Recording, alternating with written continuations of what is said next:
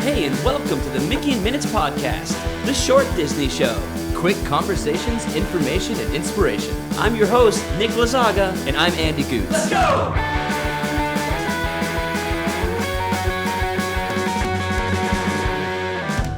Hey guys, Nick here, bringing you an old school Mickey and Minutes style episode. One of the things that make Disney attractions so much better than others is the level of immersion. Most Disney attractions do an amazing job of putting you in the middle of the action, making you feel like you're not just a bystander, but a participant in the story. If you suspend your disbelief and really let yourself get carried away by the story unfolding around you, you can experience incredible adventures like escaping the First Order and Kylo Ren, or racing through a cartoon world with Mickey Mouse. But sometimes that immersion is broken. Sometimes by a malfunctioning animatronic, or sometimes by a rude person reciting every line of the stretching room out loud.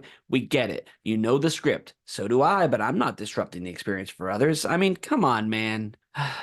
I digress. Other times, the immersion of the attraction is actually broken intentionally by the characters in the attraction actually acknowledging that they're in a Disney park. This snapback to reality is referred to as a fourth wall break. On this episode, I'm going to talk about my top 5 favorite Disney park attractions that break the fourth wall. So let's dive right in. The fourth wall refers to an imaginary wall between actors and audience.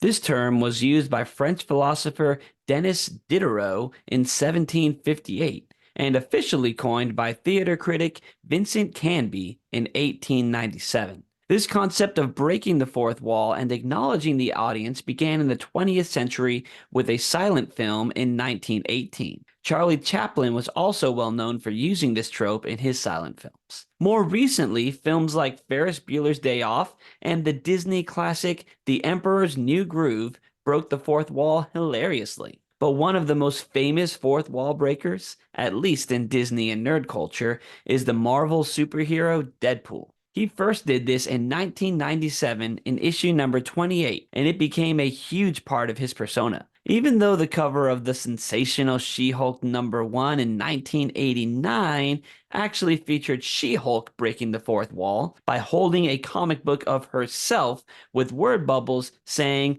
"Okay, this is your second chance. If you don't buy my book this time, I'm going to come to your house and rip up all of your X-Men."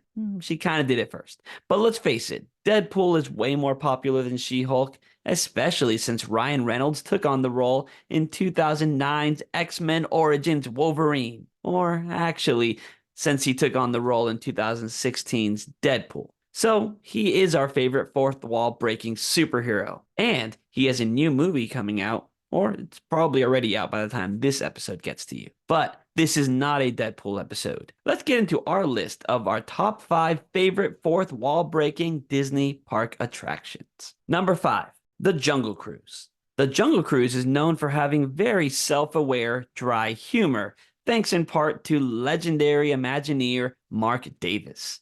He basically took a very serious nature documentary type attraction and created this hilarious, lighthearted journey through the famous rivers of the world.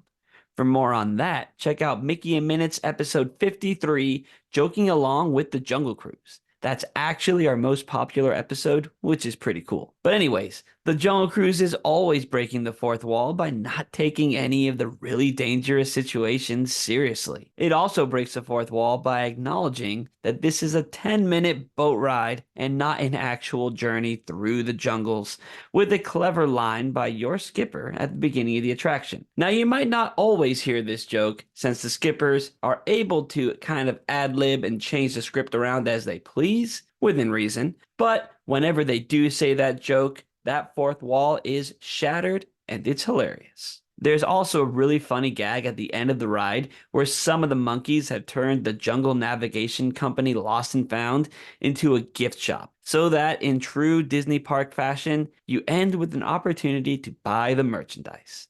The monkeys also set up a camera to take your on-ride photo. Now that is some fourth wall breaking humor. Gotta love that ride. Number 4, the Incredicoaster. This ride is a roller coaster in Pixar Pier in Disney California Adventure. But if you know your Disney parks history, you know that this land has gone through a few thematic changes since it opened in 2001. It was originally called Paradise Pier until 2018 when it got renamed to Pixar Pier. At this time, most of the land got a Pixar overlay, and California Screamin', the roller coaster, became the Incredicoaster. This retheme was done by simply changing the paint colors and adding some static figures of the Incredibles in the screen tubes to attempt to add a storyline of the superheroes chasing after the baby Jack Jack. It's actually a really fun little story, and it works really well with a high-speed roller coaster. But this simple overlay actually inspired one of my personal favorite fourth wall breaks in any Disney park attraction.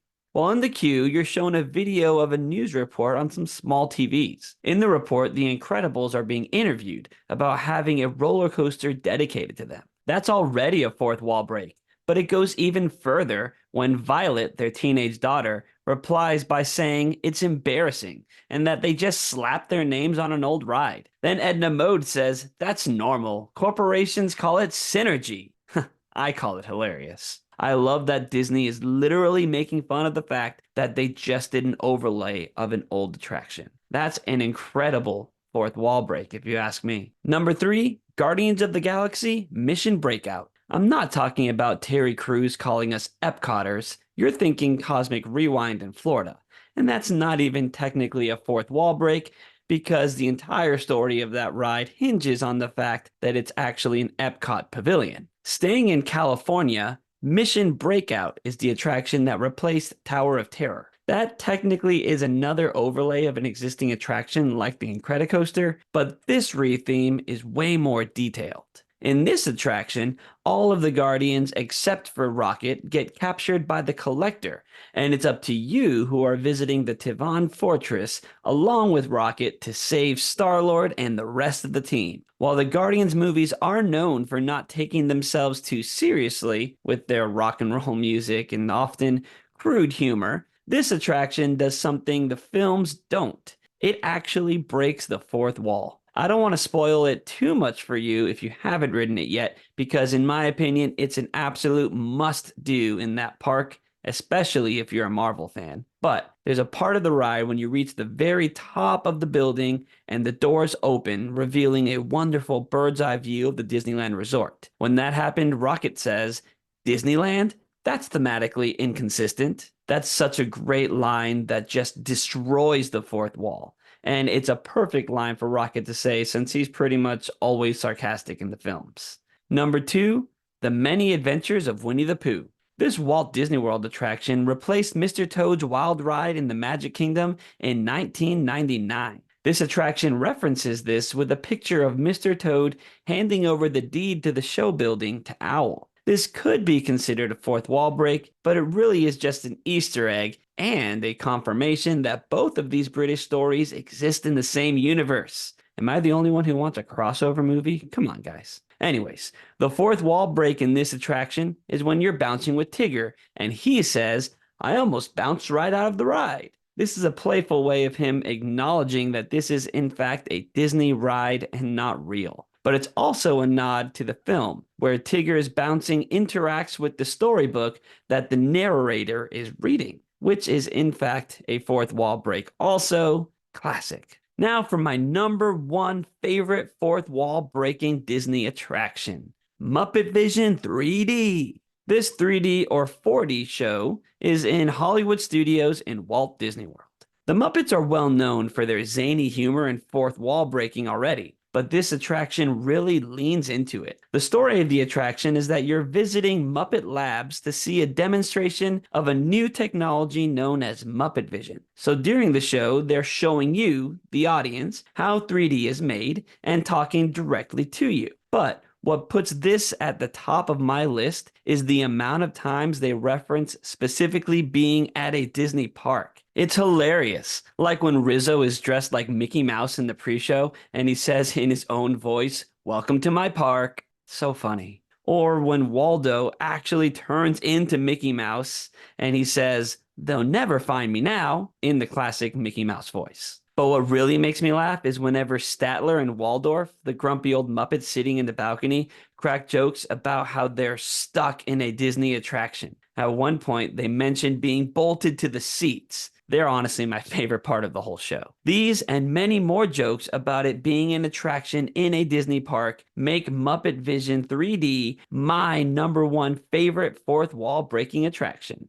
There are, of course, other great self-aware attractions in the Disney parks. What's your favorite Disney park fourth wall breaking moment? Let me know in a comment or message on Instagram, and please leave a rating or review of this show on Apple or Spotify if you liked it. We have a lot of fun things planned for Mickey and Minutes, including the end of our summer series coming up really soon. So be sure to follow and subscribe to the show so you don't miss anything. Andrew will be back on the show next time to talk about some Disney IP that don't get the love they deserve in the parks. So stay tuned for that. Can you guess what IP we're talking about? Guess you'll just have to wait and see. Well, as always, thanks again for listening. See you next time.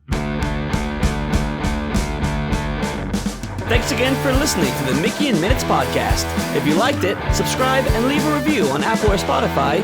Follow us on Instagram at Mickey and Minutes and check out mickeyandminutes.weebly.com for show notes and exclusive content.